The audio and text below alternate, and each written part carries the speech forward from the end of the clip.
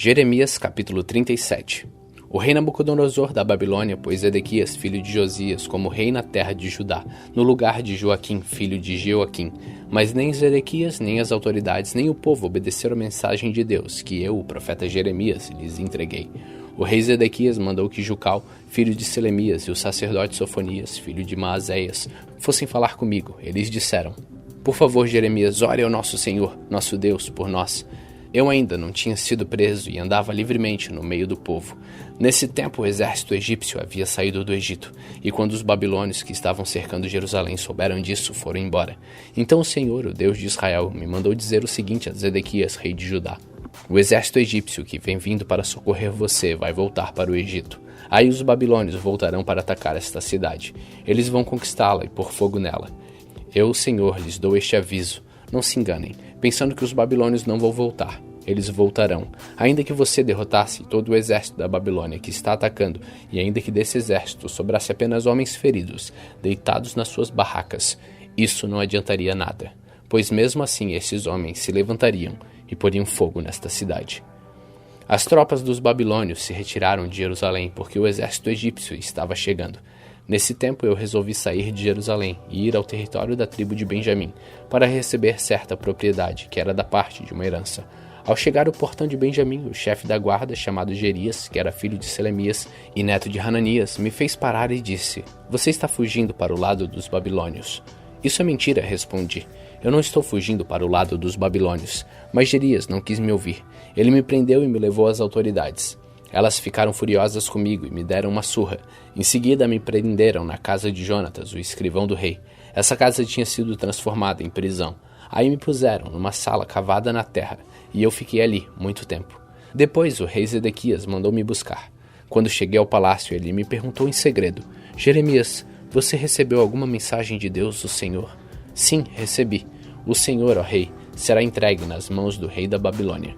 Então aproveitei para perguntar a Zedequias: Qual foi o crime que cometi contra o Senhor, ó rei, ou contra as autoridades, ou contra este povo, para que me pusessem na cadeia? Onde estão os seus profetas que lhe diziam que o rei da Babilônia não ia atacar nem o Senhor nem este país? Portanto, ó rei, meu senhor, agora peço que faça o que eu vou pedir. Por favor, não me mande de volta para a casa do seu escrivão Jonatas, pois se eu voltar, vou acabar morrendo ali. Então o rei Zedequias ordenou que me pusessem no pátio da guarda. Todos os dias me davam um pão de padaria, até que acabou todo o pão que havia na cidade. E assim eu fiquei no pátio da guarda.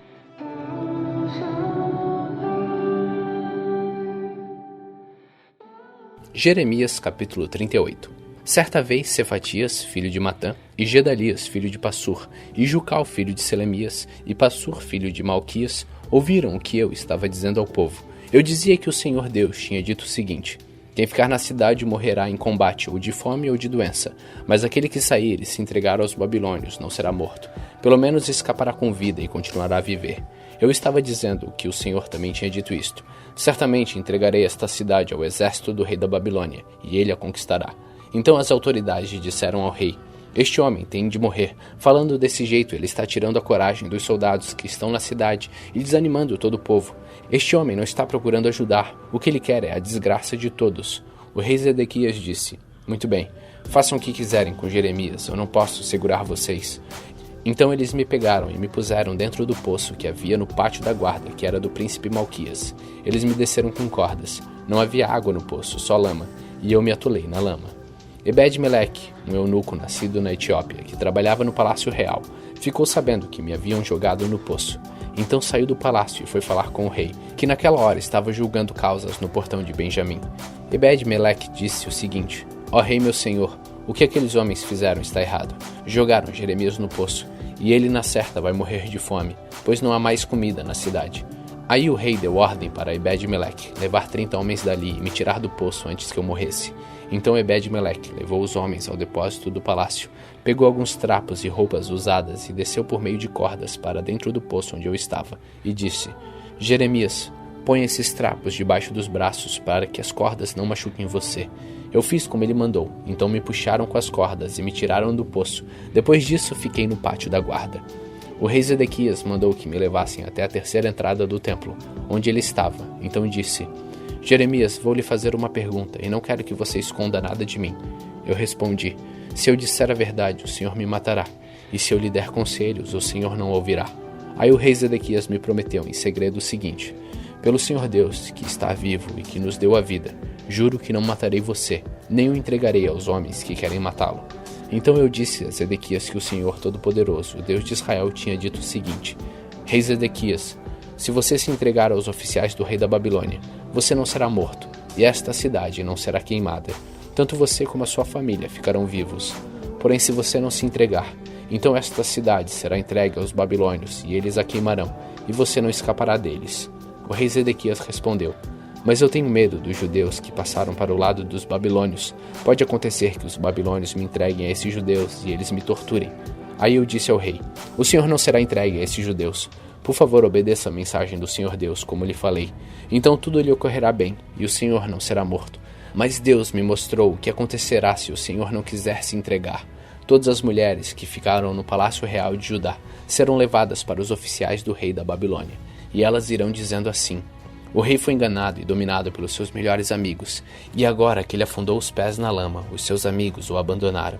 Eu disse ainda: Rei Zedequias, todas as suas mulheres e os seus filhos serão entregues aos babilônios, e o Senhor também não escapará deles. O Senhor será levado como prisioneiro pelo rei da Babilônia, e esta cidade será destruída pelo fogo. Aí Zedequias me recomendou: Jeremias, não conte esta conversa a ninguém, senão a sua vida correrá perigo. Se as autoridades souberem que eu tive falando com você, vão lhe perguntar o que foi que conversamos, e vão prometer que não o matarão se você lhes contar tudo. Se isso acontecer, diga que você veio me pedir que não mandasse de volta à casa de Jonatas, pois ali você morreria. Então todos os oficiais vieram e me fizeram perguntas, e eu respondi como o rei havia ordenado. Eles me deixaram em paz, porque não tinham ouvido nada da conversa, e eu fiquei ali no pátio da guarda, até o dia em que Jerusalém foi tomada.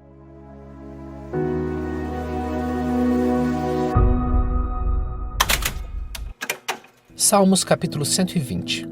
Quando estive aflito, pedi ajuda a Deus, o Senhor, e Ele me respondeu. Ó Senhor, livra-me dos mentirosos e dos falsos. Mentirosos, que será que Deus vai fazer com vocês? Como será que Ele vai castigá-los? Ele os castigará com as flechas afiadas de um soldado e com brasas. Viver entre vocês me faz sofrer tanto como se eu morasse com Meseque ou entre a gente de Quedar. Há muito tempo que estou morando com aqueles que odeiam a paz. Quando falo de paz, eles falam a favor de guerra.